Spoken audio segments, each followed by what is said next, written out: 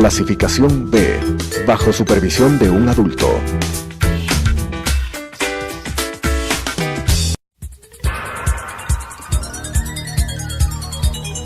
Las opiniones vertidas en este espacio por la producción y dirección del programa son de exclusiva responsabilidad de sus autores y de quienes intervienen en ellos.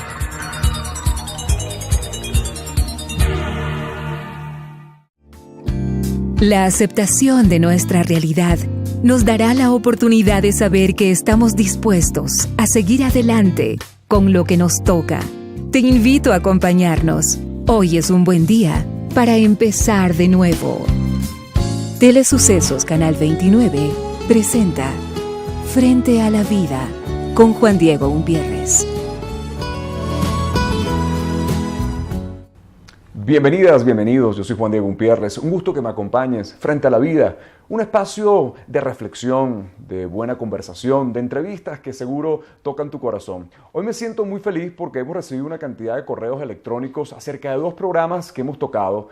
El tema del Alzheimer fue fundamental, cuánta gente se sintió relacionada, bueno, con ese problema, con ese drama que a veces asoma a las familias, pero que le dimos respuesta y sobre todo un aliento de alternativa y posibilidad. Y por supuesto ayer conversábamos con el doctor Raad y hablamos de la medicina crítica y bueno, y desató una polémica en las redes sociales sobre el alma en la medicina, cosa que nos hace enormemente felices aquí en Frente a la Vida. Un gusto que me acompañes y por supuesto poner en contacto de una vez nuestras redes sociales a través del Twitter y el Facebook como Juan Diego Motiva y tu correo electrónico frentealavida@telesucesos.com. Un gusto que estés presente, ahí están tus comentarios, ahí está lo que quieres escuchar y por supuesto también eso que te llevas a tu corazón para entender que en ese tránsito de llegar a tu casa hay alternativas, hay posibilidades, no hay crisis que nos detenga cuando el corazón y la conciencia están despiertos en este proceso maravilloso que es el tránsito del vivir. Bienvenidos Frente a la Vida el día de hoy. Hoy vamos a tener un programa especial, vamos a tocar temas pero con un abordaje más humano. Hoy nos acompaña un hombre que tiene sin duda un peso y una referencia dentro de la política, dentro de la historia, dentro de la economía, dentro de la filosofía, podríamos decir, que es el economista Alberto Acosta, un hombre que ha sido ex candidato, ex ministro, ex presidente de la Asamblea, pero que sobre todo tiene un orden de ideas importantísimas que quisiéramos conversar, pero más allá del asunto político, dar una visión humana para entrar en reflexión. Y yo conversaba fuera de cámaras y la primera palabra que me soltó el doctor Acosta fue que estamos en un momento interesante. Y con eso le doy la bienvenida con la palabra interesante. Gracias por acompañarme Frente a la Vida. Gracias también por la invitación. Sí, efectivamente yo creo que el mundo vive un momento interesante. Hay una serie de retos, hay una serie de problemas y sobre todo hay una serie de oportunidades. Lo que cuenta es saber cómo leer esta realidad y cómo transformarla en una oportunidad. Cuando hablamos de crisis, que el Ecuador vive, por ejemplo, una grave crisis económica, hay crisis en otros aspectos, me viene siempre a la mente la figura china de crisis. Hay dos kanjis, claro. Amenaza y oportunidad. Esa es la crisis. Es una serie de amenazas, una serie de problemas, una serie de dificultades, la gente que se queda sin empleo, las empresas que cierran, la desesperación de la madre que no tiene ingresos suficientes para alimentar a sus hijos, todo lo que constituye una crisis que la conocemos en América Latina, no solo en Ecuador, pero a la vez creo yo que es el momento para una reflexión profunda.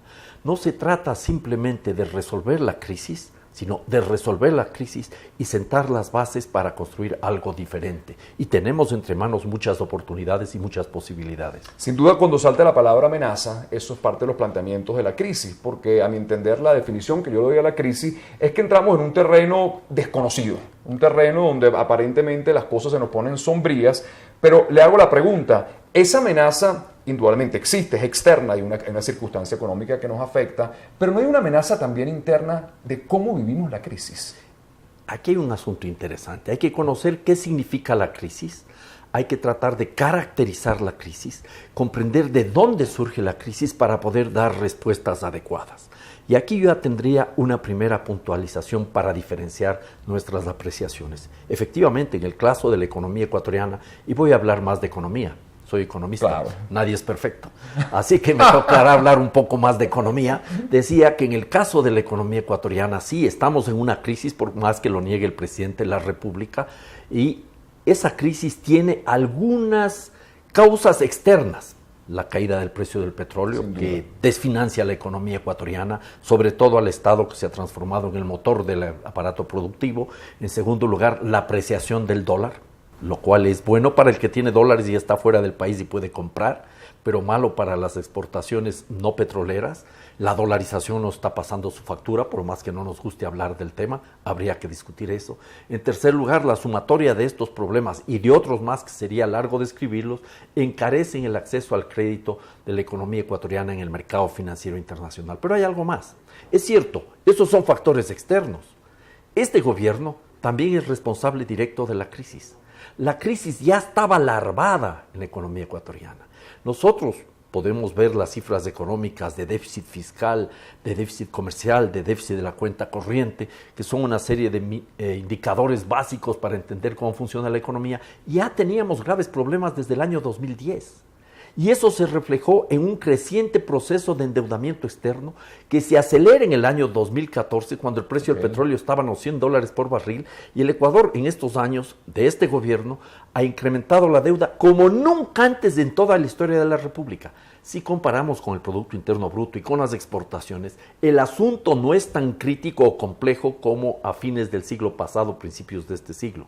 En la crisis del tornasiglo del 1998, 99, 2000, la situación era relativamente peor, pero en términos absolutos la deuda es un peso enorme y las condiciones en las que se ha contratado, sobre todo los últimos créditos, son tremendamente onerosas. O sea que el escenario es muy complejo. Hay problemas externos y razones internas.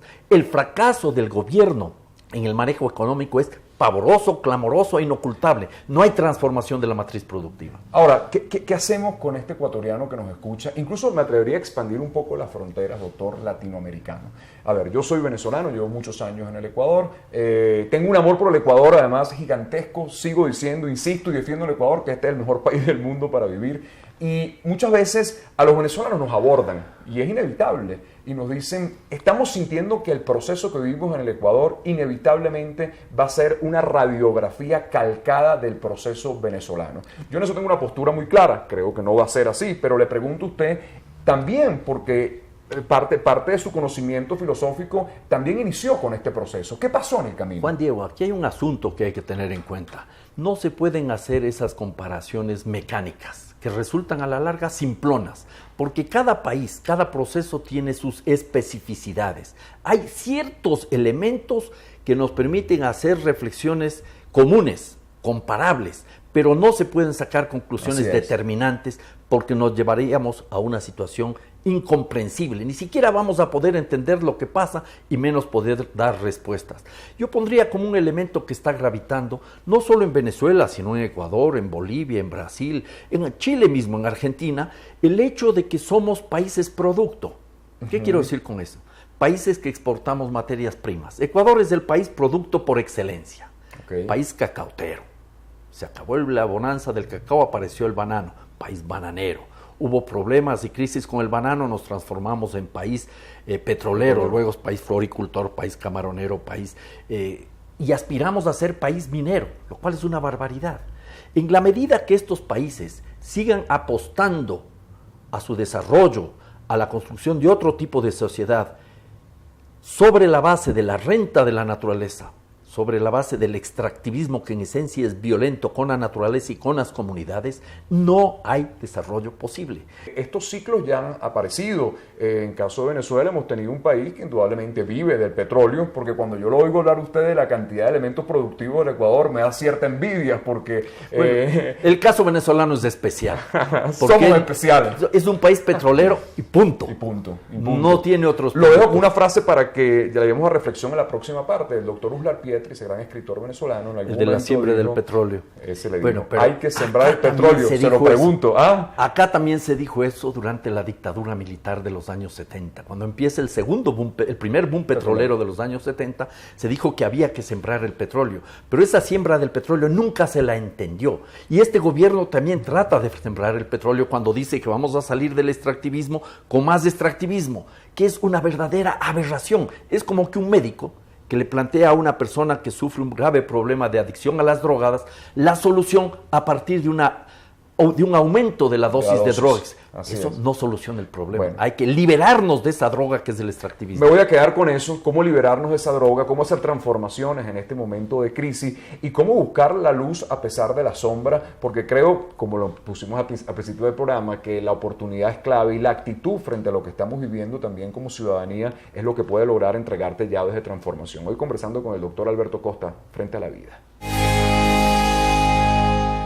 Regresamos Frente a la Vida, hoy conversando con el economista Alberto Acosta. Bueno, además un hombre que ya trajo los libros, ya estoy viendo aquí que vino completamente armado, ¿no? Vine preparado. Así es. Porque me habían invitado que querían hablar del buen vivir. Ahí voy para eso. Y entonces eso es algo que me interesa, pero una puntualización. Porque creo que las cosas hay que ponerlas claras. No soy doctor, no tengo doctorado, soy economista. Okay. Entonces, prefiero que me diga señor, porque es mucho más difícil ser señor que economista y mucho más difícil que doctor absolutamente. Mismo. Bueno, perfecto. Vamos un poquito, a ver, usted vivió todo este proceso de que se inició en estos cambios que incluso podríamos decir que la matriz o la franquicia primaria nació en Venezuela, quizás con todo lo que ha sido esta revolución. Y a mí me gustaba el término de la revolución ciudadana en algún momento. ¿Qué ha pasado en estos años, pero con el economista Alberto Acosta, no con lo que está pasando afuera? ¿Cómo se siente frente a su planteamiento y frente a lo que vive ahora? Un primer punto, no hay tal franquicia venezolana. Esa es una forma de ver las cosas demasiado simple e equivocada. Yo creo que hay que poner los elementos sobre la mesa. En el caso ecuatoriano, como el caso boliviano, cada uno de estos procesos tiene sus especificidades. Lo mismo podemos decir de Brasil o de Argentina o de cualquier otro país de América Latina. En el caso de Ecuador, esto es lo interesante. Las propuestas que luego se plasman en el plan de gobierno de Alianza País, elaborado en el año 2006 y que se proyectaba para el año 2007 hasta el año 2011, surgen de la lucha de los movimientos sociales, del movimiento indígena, del movimiento de trabajadores, de grupos de mujeres, de empresarios. Así nació. Nace desde una lucha, claro, de una resistencia. Recordemos que Ecuador en los años anteriores vivió una enorme inestabilidad política. Sacamos a 3 presidentes. Empezamos con Bucaram. Claro. Luego seguimos con el presidente Maguad y siguió también el presidente Gutiérrez. Y todo en una crisis económica sumamente grave y compleja que empobreció a la sociedad ecuatoriana. La pobreza pasa, cifras más, cifras menos, de un 30-35% en pocos años a cerca del 70%. Lo mismo se duplica la pobreza extrema y se produce una estampida migratoria increíble. La gente se va del Ecuador. 1,5 millones, 2 millones de personas, no sabemos. Se vacía el Ecuador. Gente que va a buscar otras opciones. ¿Alguna reflexión con eso? Nosotros en el año 86-88 en Venezuela tuvimos una cantidad de ecuatorianos impactante en Venezuela. Luego miraron a Pero España. eso en los 80. Nosotros estamos hablando de esto de los años 90, del 95 al 2000 y sobre todo el 2000, los primeros años de la dolarización. Entonces, lo que hay que aquí entender es un asunto, que el proceso de la ahora mal llamada Revolución Ciudadana surge de esa acumulación de fuerzas que dan espacio a la aparición del nuevo momento político que vive el país. El presidente de la República a momentos se cree relámpago en cielo despejado. Ganen las elecciones y podrán hacer lo que quiera. Yo he obtenido la mayoría. Todo eso es cierto, pero a medias. Porque él gana las elecciones y él llega a la presidencia gracias a la lucha de los movimientos populares. No hay tal relámpago en cielo despejado. Las nubes estaban cargadas con las luchas de resistencia al neoliberalismo y de construcción de alternativas. Y en ese contexto es donde aparecen las ideas del buen vivir, o en quichua, summa causai. No es entonces una simple franquicia chavista o venezolana. Por eso le pregunto, en el camino, ¿dónde se transformó esto? Le pregunto. Es difícil llegar a establecer en tan corto tiempo, pero yo notaría un antes y después de la Asamblea Constituyente de Montecristi. Como que en la primera etapa, los 2 primeros años, había una enorme expectativa, muchas esperanzas, muchas ilusiones que se plasmaron en la Constitución.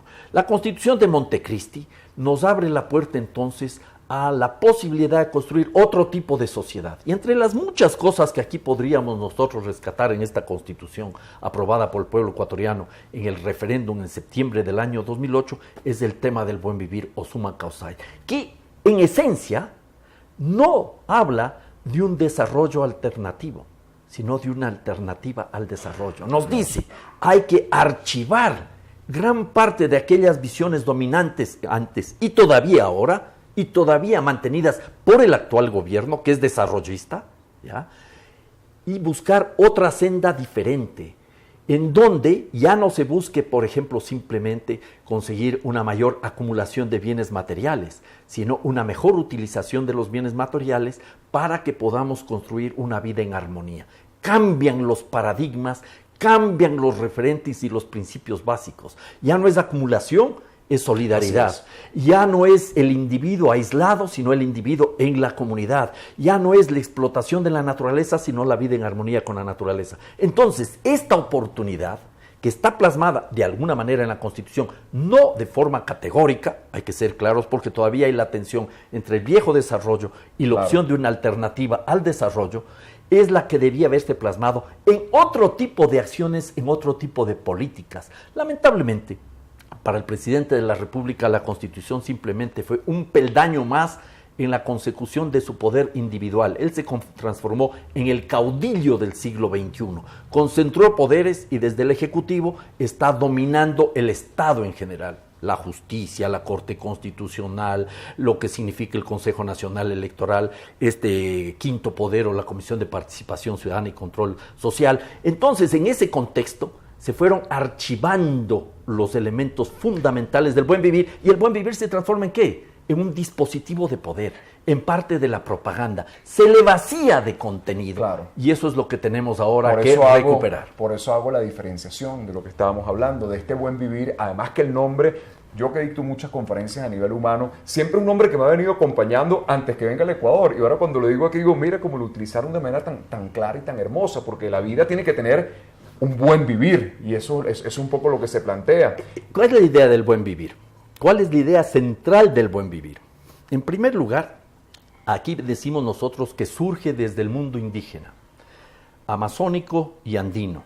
No solo en Ecuador, sino que está presente en toda América. Y ni siquiera en toda América, en África, en Asia, en distintas partes del mundo, hay formas de vida en las cuales los seres humanos siguen manteniendo una relación armoniosa dentro de sus comunidades y con la naturaleza, en la naturaleza. Entonces, el punto medular es reconocer que no se trata de una tesis que surge desde la academia, no es simplemente una propuesta elaborada en un partido político, sino que hay una serie de valores, de experiencias y muchísimas prácticas de buen vivir en diversas partes de nuestro país, sobre todo en el mundo indígena y en otras partes del planeta. Este es el primer punto medular. Y ahí tenemos entonces una gran diferencia con aquellas visiones que se construyen en lo solitario de una oficina en una universidad. No. Así es. Y por eso el buen vivir, y esto también es otro dato interesante, comienza a cobrar mucha fuerza, no solo en Ecuador y en Bolivia, sino en otras partes del mundo. Y es un tema de discusión. En Ecuador hablamos de buen vivir, en Bolivia se habla de vivir bien, en Quichua, en Bolivia y en Ecuador es suma causai. Hay otros expertos en la materia que nos dicen que puede ser alli causar, que sería la vida plena, que es otra forma de entender el buen vivir. Y también hay las visiones de aymaras, sumacamaña, o ñandereco, en guaraní, o en África, el ubuntu. Es otra forma de buen vivir. Yo soy porque los otros son, y los otros son porque yo soy. Es una forma muy interesante. Me quedo con ese En la India, por ejemplo, se habla del Swaraj, que es la democracia radical en el ámbito agrícola, que es desde lo agro plantear otra forma de organizar. Hay muchísimas opciones, incluso el pensamiento de Gandhi, plasmado en el Swadeshi, ¿ya? Nos abre puertas para construir otro tipo de sociedad. Me voy a quedar con eso en la próxima parte vamos a enfocar ese buen vivir en los tiempos que vivimos, en la práctica, qué podemos hacer, o sea, cómo podemos en esta circunstancia que estamos viviendo aplicar que a pesar de que la tormenta está presente, tenemos que hallar en nuestro corazón y la razón de entender de que el buen vivir es el camino. Hoy conversando con el economista Alberto Acosta, Frente a la Vida. Regresamos Frente a la Vida, conversando hoy con el economista Alberto Acosta. Bueno, todo lo del buen vivir. Ahora, la gente que nos escucha y la gente que nos mira podría decir, en estas circunstancias donde la amenaza está presente, donde la crisis me arropa, donde la angustia parece que es la que nos mueve en estos tiempos, yo particularmente siento que hemos entrado como una dimensión a veces de pánico, de terror, de sentir de que vamos hacia algo excesivamente complejo, que sin duda, pero de todo esto tenemos que dar una reflexión reflexión positiva para que el país, como siempre lo he dicho, el país no solamente está afuera, el país es como cada quien lo vive. Yo tengo compromiso y ganas de seguir soñando. ¿Cómo hago esa aplicación práctica? ¿Qué le decimos a los En primer lugar, yo trataría de intentar una definición. No soy hombre que le gustan las definiciones porque luego se transforman en cuestiones rígidas, inflexibles, que nos impiden ser críticos, que nos impiden dudar y que nos impiden crear. Pero intento una definición. ¿Cuál es uno de los elementos fundamentales del buen vivir? La armonía. El ser humano tiene que vivir en armonía consigo mismo. El ser humano debe vivir en armonía con los otros seres humanos, con sus congéneres. Los seres humanos no somos un Robinson Crusoe que vive aislado en una isla. Entonces tenemos que comenzar a trabajar lo comunitario. Y ese es el primer elemento del buen vivir. No se niega lo emancipador que tiene el individuo, los derechos del individuo, los derechos humanos del individuo, pero hay derechos de la comunidad, de la colectividad, y hay que reconstruir comunidades. Ese sería el primer mensaje claro. Luego, entre las distintas comunidades, y eso lo extrapolamos a nivel de países, a nivel de regiones, tenemos que buscar formas armoniosas de relacionarnos. Y aquí viene otro elemento fundamental del buen vivir. El uno es la comunidad, y hay que vivir en armonía con la comunidad, y el otro elemento fundamental es la vida en armonía con la naturaleza. No es que somos parte de la naturaleza, somos naturaleza. Claro. Tenemos que terminar aquella idea que ve a la naturaleza como una suerte de gran supermercado, en donde nosotros metemos la mano y saqueamos, nos aprovechamos, privatizamos, nos enriquecemos, los enriquecen propios y destrozan la naturaleza. Eso no tiene futuro, eso no tiene futuro. La naturaleza puede existir sin seres humanos, los seres humanos no vamos a existir sin naturaleza. Por eso en la Constitución de Montecristi, otro punto civilizatorio potente es el tema de los derechos de la naturaleza.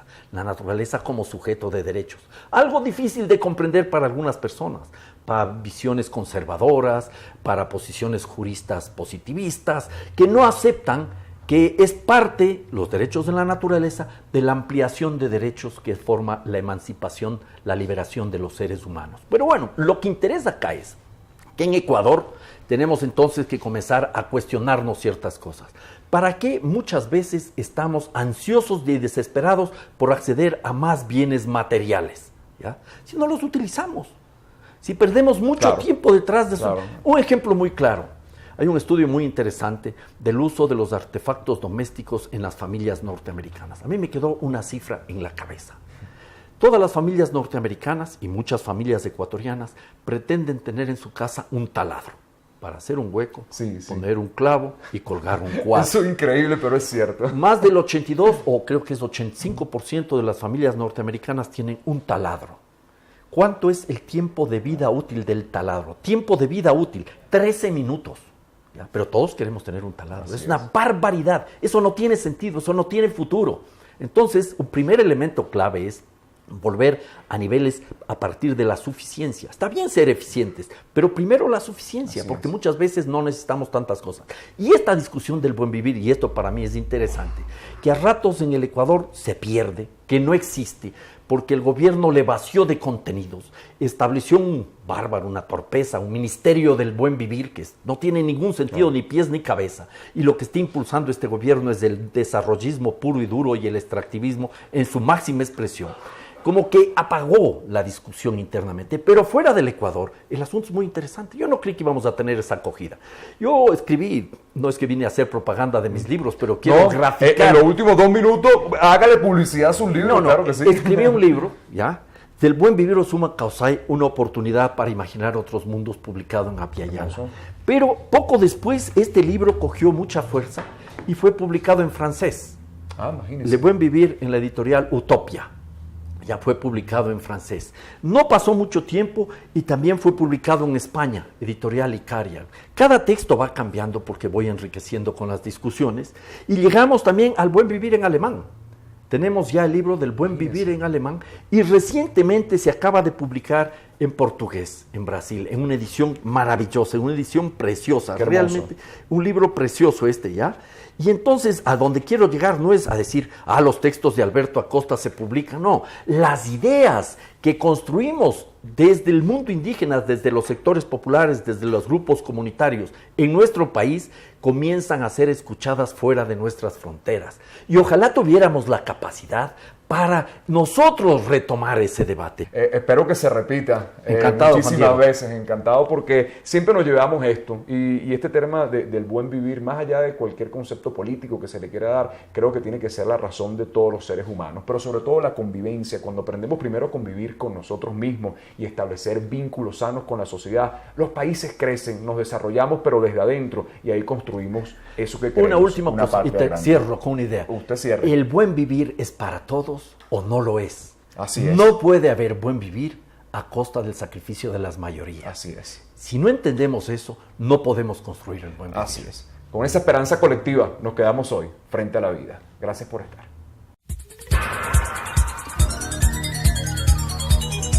Las opiniones vertidas en este espacio por la producción y dirección del programa son de exclusiva responsabilidad de sus autores y de quienes intervienen en ellos.